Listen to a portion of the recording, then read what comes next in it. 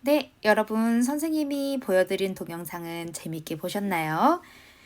선생님이 오늘 여러분들에게 보여드린 신기한 미술나라는 선생님이 참 좋아하는 예능인데요. 거기서 풍속화를 보는 순간 이거다. 이건 수업 시간에 여러분들에게 소개를 꼭 해야 되겠구나 라고 생각을 해서 가지고 왔습니다. 안에서 설명했다시피 오늘 풍속화에 나온 여러 가지 학교에서는 정말 여러 학생들의 모습을 볼 수가 있었죠.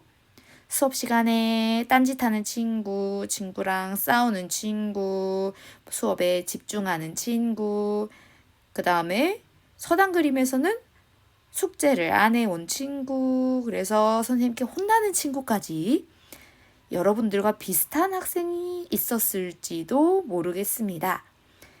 네, 이러한 그림들을 풍속화라고 해서 서민들 그리고 사람들의 그 시대에 살고 있었던 생활상이 담겨 있는 그림이고, 그 그림을 읽어나감으로써 하나의 이야기를 읽는 사람이 완성해 갈 수 있는 아주 재미있는 그림이었죠. 우리는 이번 시간에 다양한 풍속화를 읽어나가 보도록 할 겁니다. 어떻게요? 물론 지난 시간에 선생님이 이미 안내했던 추론 방법을 사용해서 읽어나가 봐야 되겠죠. 그러면 본격적으로 풍속화를 보기 전에 우리 지난 시간 내용 한번 정리를 해볼게요. 가장 먼저 추론 때 썼던 방법은 뭐였나요? 네, 정보를 수집하는 거였죠. 그래서 인물 자체에서 드러나는 정보가 아닌 다른 정보들을 수집을 했습니다.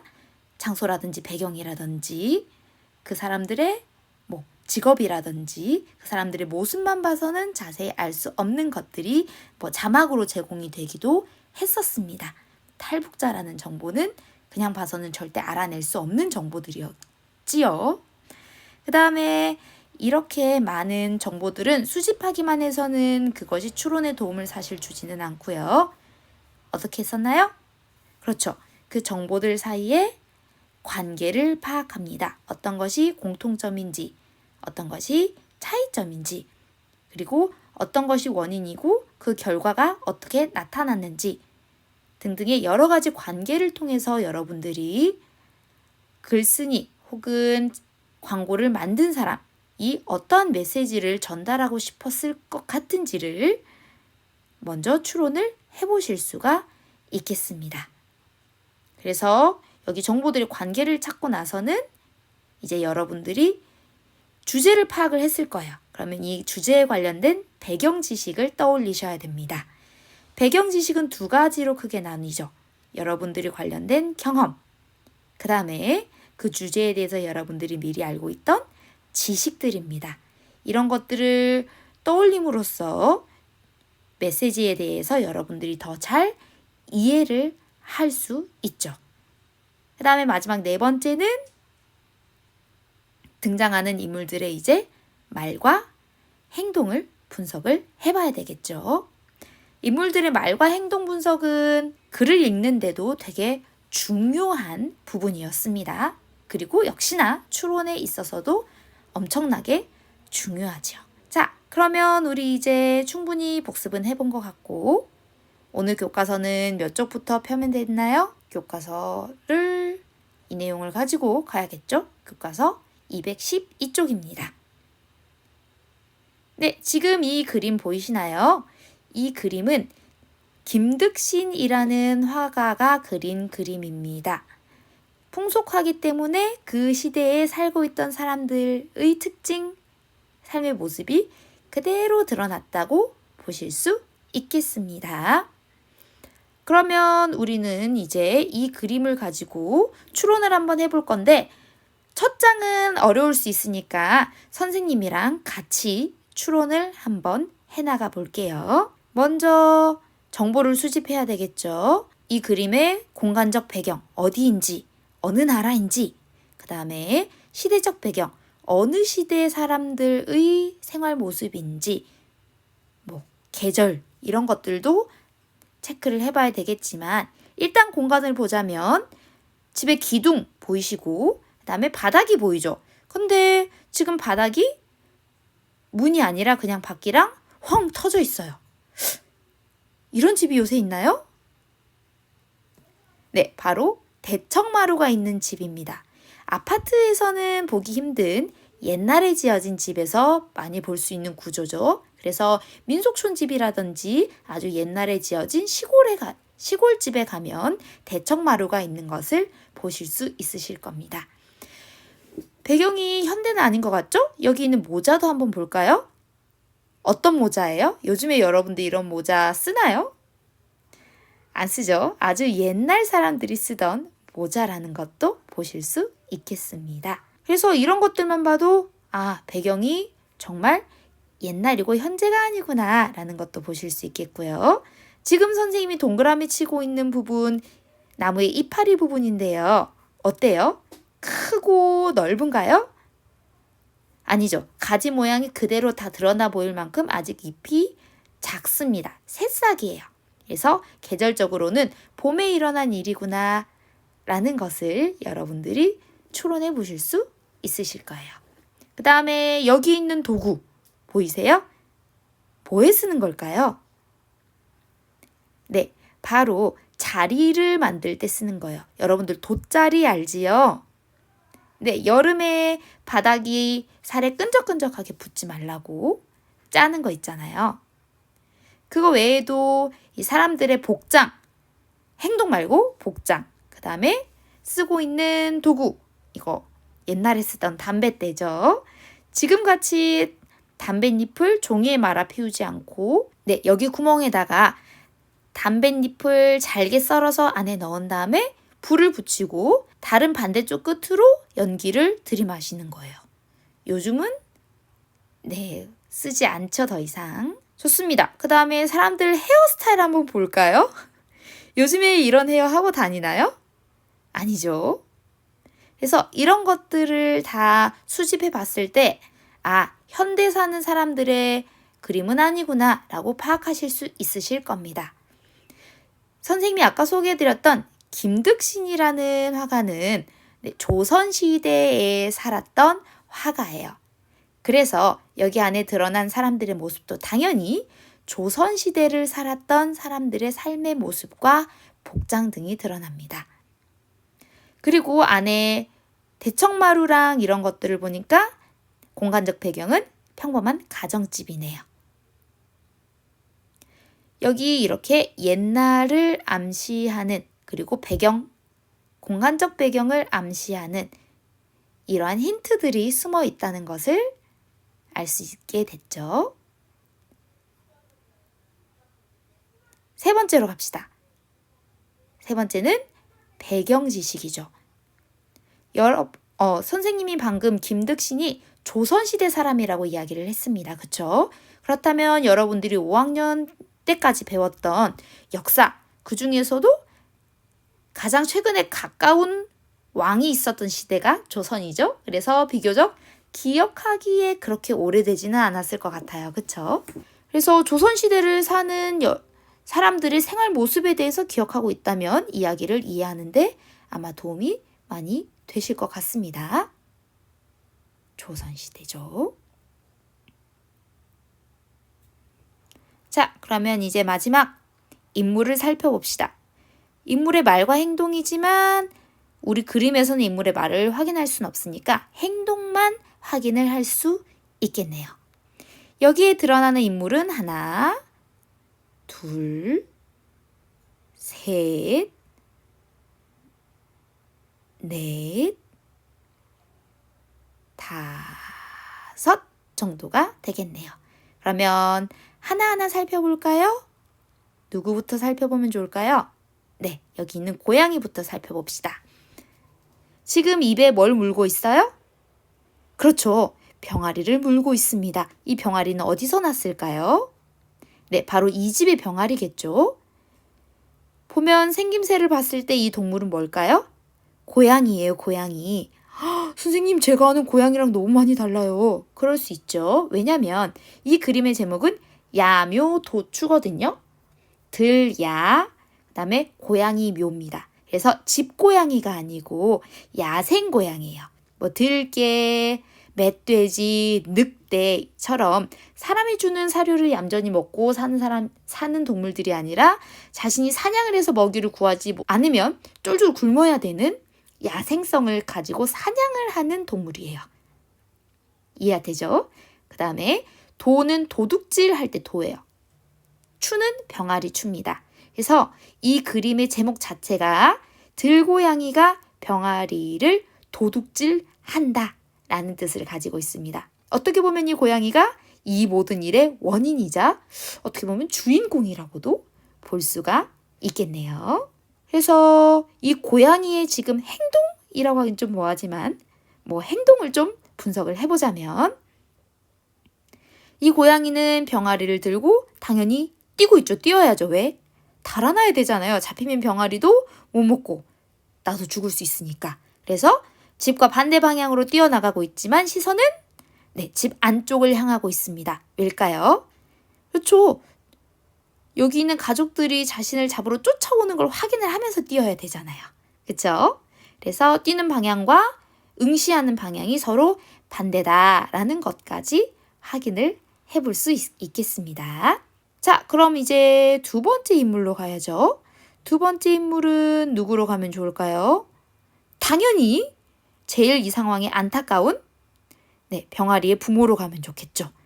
그래서 훔쳐가는 자기 자식이 있는 고양이를 뚫어져라 응시를 하면서 펄럭펄럭 뛰어나가고 있는 것이 보이죠. 그리고 병아리들의 이동 방향 좀 볼까요? 고양이랑 완전히 반대 방향입니다. 와, 스님 진짜 치사한 거 아니에요? 형제가 잡혀갔는데 어떻게 도망칠 수 있어요?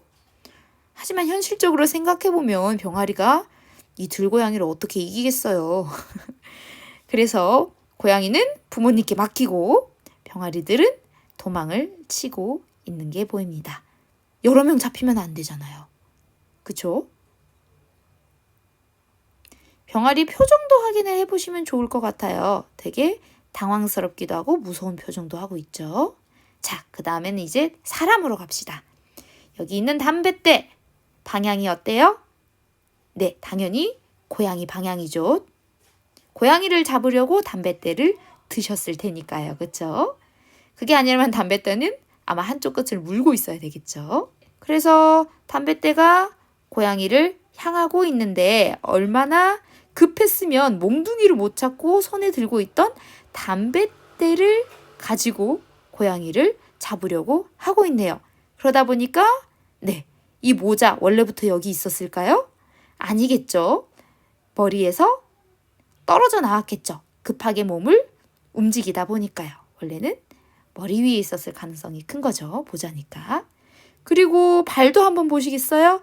어머나 어머나 바깥으로 내려오는데 신발도 안 신고 있어요. 양말이 아니고 옛날에는 버선발이라고 하죠. 버선발. 그래서 사실 이 아저씨는 지금 공중에 떠 있는 상태인 겁니다.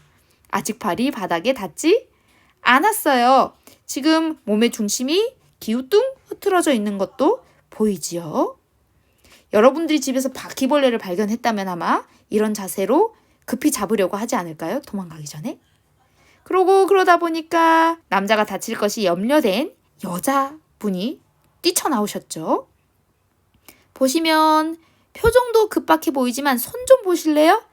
이런 손동작 여러분들은 언제 하나요? 오, 위험해, 하지마. 이럴 때 하는 손동작 아닌가요? 그쵸? 이 여자분도 방에서 아마 급하게 뛰어나오신 것 같습니다. 또 이 점을 어디서 알 수 있을까요? 눈이 이 남자를 응시하고 있다는 것. 당연히 이 남자가 걱정돼서 뛰어나온 거니까 당연하겠죠. 그 다음에 또 발을 한번 볼까요? 어머나, 아저씨는 버선이라도 신고 있었는데 이 여자분은 어때요? 맨발로 뛰어나왔습니다. 아마 방에서 뛰어나오셨으니까 맨발인 것 같아요. 그래서 버선이고 뭐고 남자가 다칠 것 같으니까 걱정돼서 헐레벌떡 뛰어나왔죠. 그래서 이렇게 전체적인 그림 속에서 각각의 부분들을 통해서 여러분들이 단서를 발견하시면 이 안에 들어있는 재미있는 이야기의 흐름을 파악하실 수 있습니다. 물론 뭐가 필요해요? 추론하는 과정이 필요하죠. 여기 친구들도 우리처럼 추론을 하고 있으니까 한번 봅시다. 긴 막대 뭐였어요? 네, 아까 아저씨께서 들고 있던 거요. 그거 담뱃대였죠. 하지만 그것을 처음 보는 사람은 그게 담뱃대인지 알기가 어려웠을 거예요. 그러면 무엇과 관련된 추론이라고 볼 수 있을까요? 네, 배경 지식을 이용한 추론이라고 볼 수가 있겠습니다. 그 다음에 이제 고양이가 입에 병아리를 물고 어미닭이 쫓아가는 고양이라는 그리고 닭이라는 인물의 행동을 바탕으로 한 추론이라고 볼 수 있겠네요. 그 다음에 세 번째 보니까 우리가 제일 처음쯤에 파악했던 거네요. 첫 번째, 정보 수집입니다. 배경적인 정보들이 많이 들어갔었죠. 그러면 이제 뭐가 남았나요? 네, 정보들 사이에 관계를 중심으로 한 추론이 있을 수 있겠죠. 어떤 걸 쓸 수 있을까요? 선생님이라면 여기에 네, 남자분이 떨어질 위험에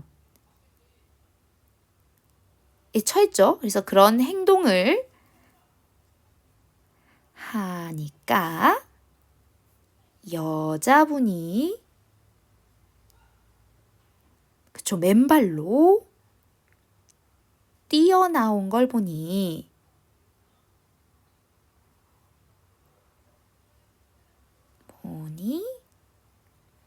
두 분의 관계는 뭘까요? 그렇죠. 부부인 것 같아 라고 추론을 해볼 수가 있겠습니다. 더불어서 이 두 분의 나이대가 많이 차이는 안 나 보이죠? 나이대가 엄청나게 많이 차이 나서 아이와 어른이었다면 아들과 어머니라던가 그 다음에 아빠와 딸일 수도 있었겠지만 나이가 비슷하니까 부부일 가능성이 높다라고 추론을 해볼 수 있겠습니다. 자, 그러면 이제 선생님과 함께 그림을 한 장 읽어봤고요. 이번에는 이제 여러분들도 해봐야 되잖아요. 그쵸? 그래서 선생님이 외국 그림은 여러분들이 더 활용할 수 있는 배경 지식이 적을 것 같고 해서 또 우리나라의 아주 유명한 풍속화가 분의 그림을 한 장 더 가지고 왔습니다. 여기 있는 김득신과 비견될 만한 아주 유명한 혹은 더 유명한 풍속화가고 여러분도 이름을 들어보거나 혹은 알거나 그림도 아는 사람이 있을 것 같습니다. 바로 짠! 김홍도라는 풍속화가의 그림입니다. 선생님 김홍도요? 아까 동영상, 그 동영상에서는 옛날에 학교인 서당을 그린 그림이 나왔고요. 지금 이 그림의 주제는 뭔 것 같나요? 네, 제목이 씨름이에요. 그래서 여러분들이 이 그림을 보면서도 아까 했던 것처럼 제일 먼저 그림의 배경을 알아내기 위해서 먼저 정보를 수집하셔야 될 겁니다.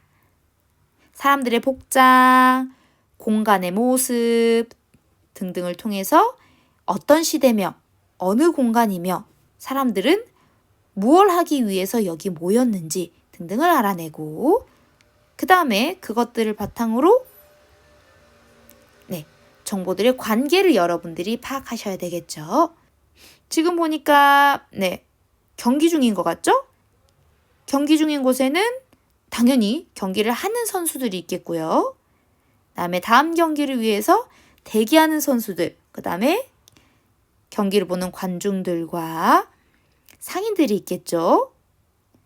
야구 볼 때 우리 치킨 먹어야 되잖아요. 그렇죠? 상인들이 있겠습니다.